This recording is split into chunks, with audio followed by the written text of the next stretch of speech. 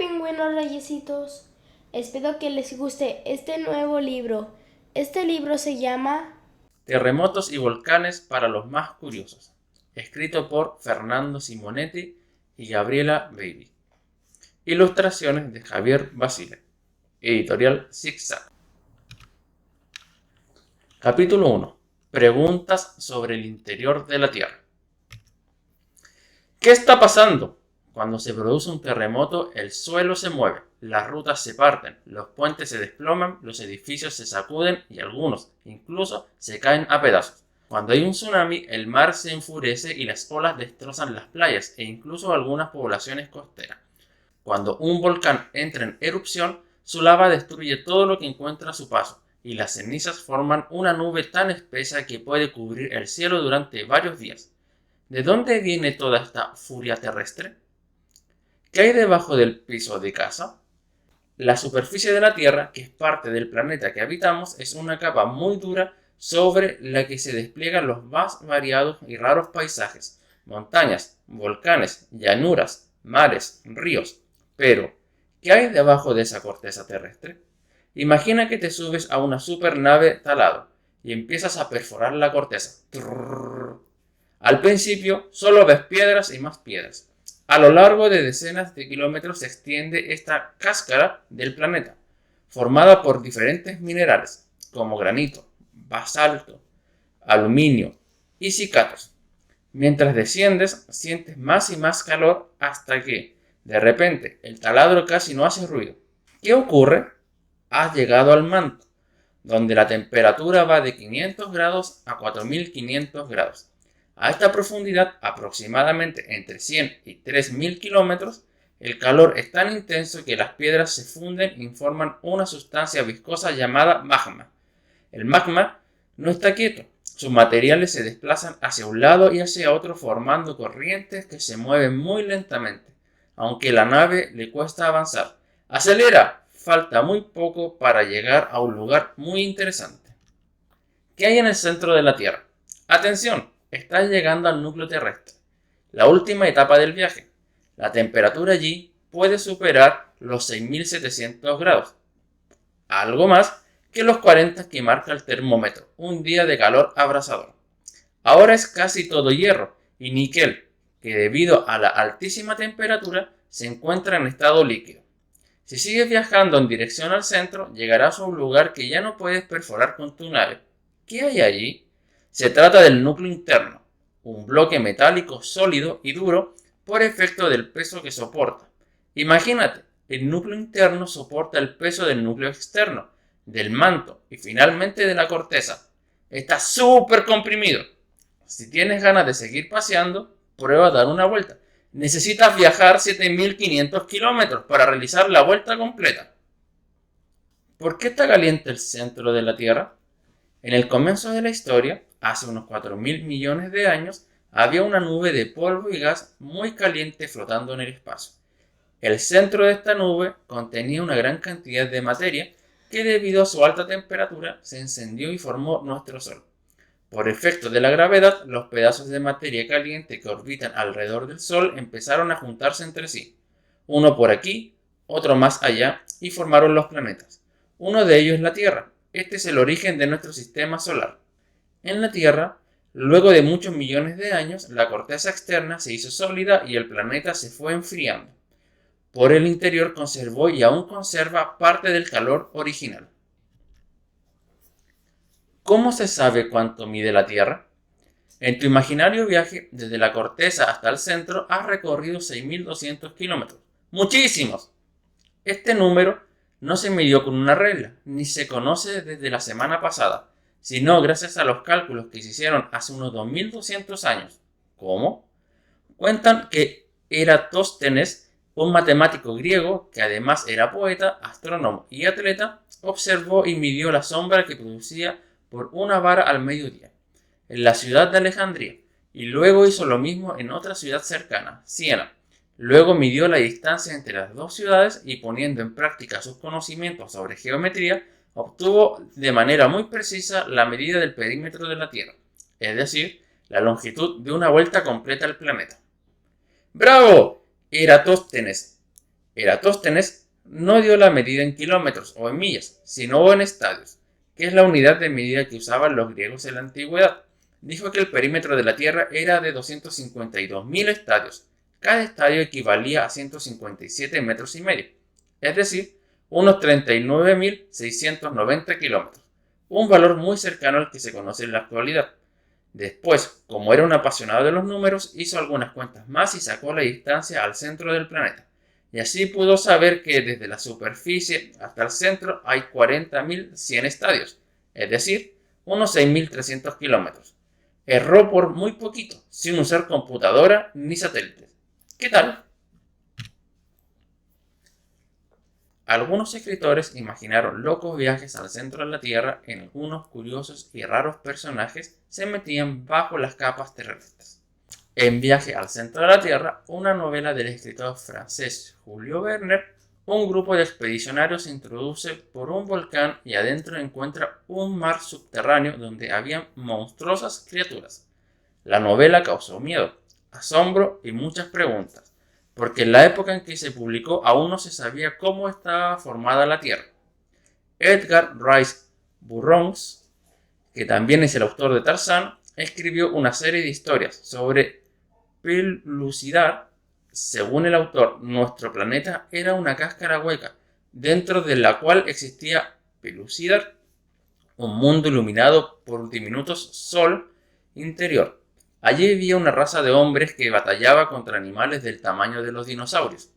En la película The Core, el núcleo, estrenada en el 2003, el núcleo interno de la Tierra deja de girar, y esto provoca muchísimos desastres en la superficie del planeta.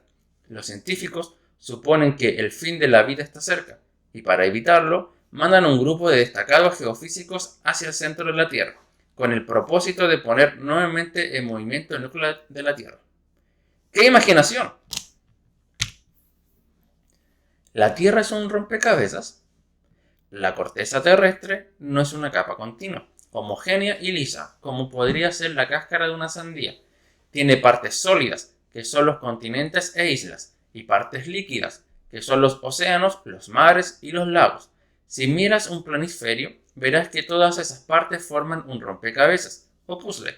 ¿Te habías dado cuenta de eso? ¿Quién desparramó las piezas? Los geólogos descubrieron que hace 3.000 millones de años la corteza ya en estado sólido, en la Tierra había solo un continente, al que denominaron Baalbara.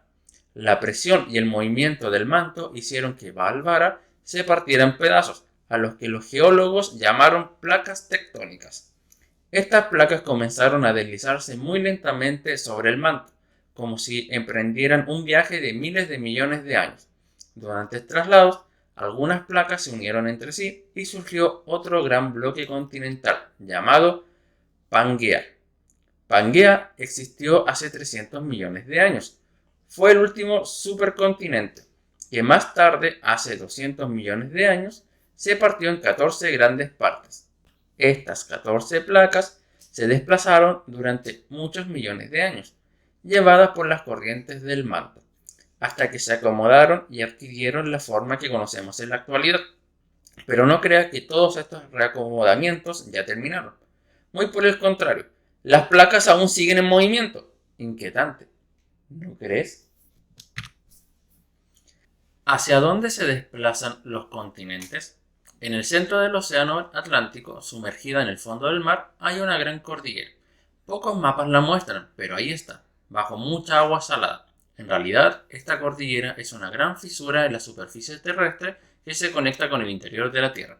El magma presiona desde el manto y surge con gran fuerza por esta gran grieta, empujando la placa de América hacia el oeste y la placa de África hacia el este.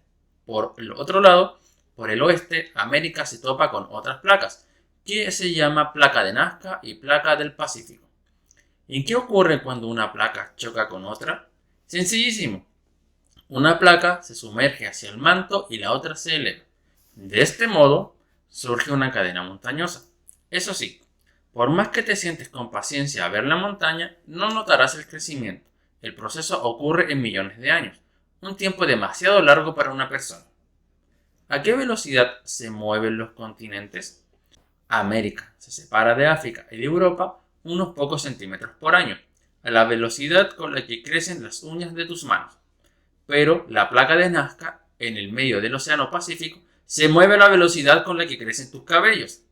También puede haber movimientos bruscos al separarse dos placas. Por ejemplo, luego del violento terremoto del 2011, Japón se desplazó 2,5 centímetros del continente asiático en pocas horas. Un día de millones de años. Hace unos 4.540 millones de años se consolidó el sistema solar, con el Sol como centro y los planetas orbitando a su alrededor, entre ellos la Tierra. La vida sobre la superficie terrestre hizo su aparición después de unos 1.000 millones de años. 1.000.000 de años no es tanto tiempo que no parece muy diferente de 2 millones de años, pues ambos periodos de tiempo son demasiado largos como para pensar en relación con una vida de menos de 100 años. ¿Qué puedes decir de 1.000 millones de años? Para poder entender cómo sucedieron algunas cosas, imagina que toda la historia de la Tierra transcurriera en un solo día. Entonces, si la Tierra se originó justo a las 00, medianoche, a las 1:30 de la mañana estarían listos los primeros minerales que ahora conocemos. A las 3 de la mañana con 42 minutos surgirían los primeros microorganismos de origen vegetal y recién a las 13 horas 18 minutos, digamos a la hora de almuerzo, nacerían los primeros organismos con posibilidad de respirar. Pangea se forma a las 20 horas con 40 minutos, casi para el fin del día, y a las 22 horas con 56 minutos se fragmenta. Las primeras aves aparecen a las 23 horas con 12 minutos, y poco después, a las 23 horas con 18 minutos, las primeras flores. A las 23 horas con 38 minutos se inundan los continentes y apenas un minuto más tarde se extinguen los dinosaurios. A las 23:59 aparece el primer hombre, antecesor del hombre actual, y en el último segundo de este día Colón llega a América.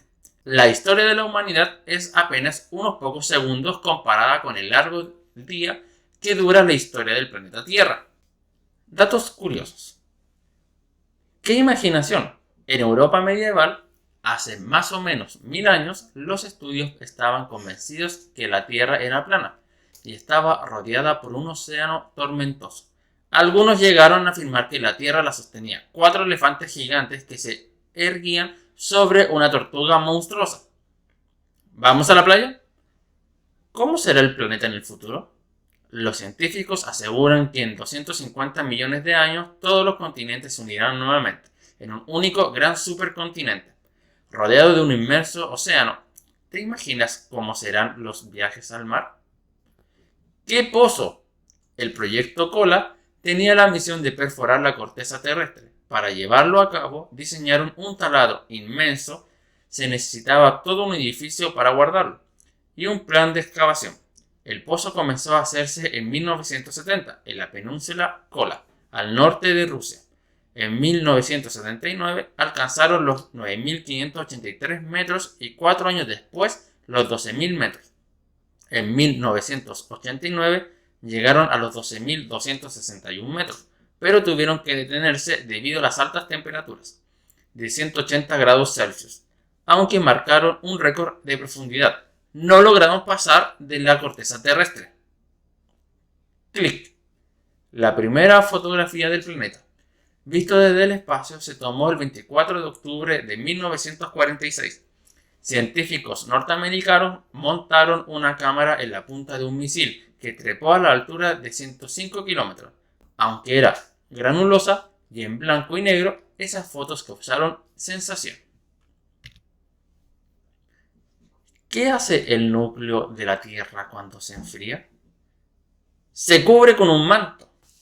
Espero que les haya gustado este capítulo y nos vemos en el siguiente capítulo. ¡Adiós!